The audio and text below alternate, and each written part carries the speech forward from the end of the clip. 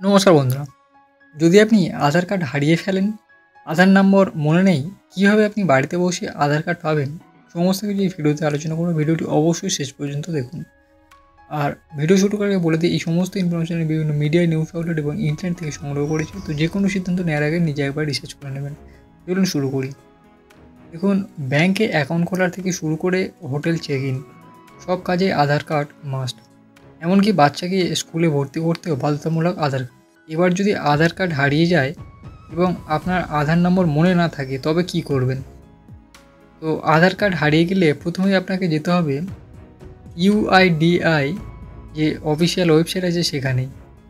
তো সেখানে যাওয়ার পরে আপনি ওয়েবসাইটে গিয়ে আপনাকে মাই আধার বিভাগে ক্লিক করতে হবে।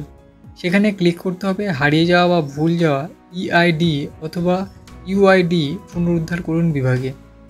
তো এরপর আপনার সামনে একটি ফর্ম খুলবে, যা আপনাকে পূরণ করতে হবে। আপনি যদি আধার নম্বর চান তাহলে আধার নম্বর ঠিক করতে হবে, তা না হলে আপনাকে এনরোলমেন্ট আইডি নাম্বার বা এসআইডি তে ক্লিক করতে হবে।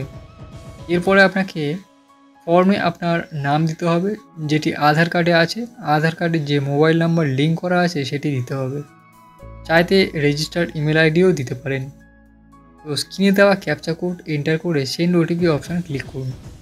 আপনার মোবাইলে আসা ওটিপি নম্বর দিলে আপনার আধার নম্বর বা ইআইডি নম্বর স্ক্রিনে উঠে আসবে।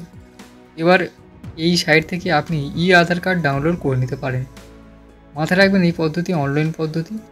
এর জন্য আপনার মোবাইল নাম্বার আধার কার্ডের সঙ্গে লিঙ্ক করা থাকতে হবে। যদি আধার কার্ডের সঙ্গে মোবাইল নাম্বার লিঙ্ক করা না থাকে, তাহলে নিকটবর্তী আধার সেন্টারে গিয়ে নতুন আধার কার্ডের জন্য অ্যাপ্লাই করুন।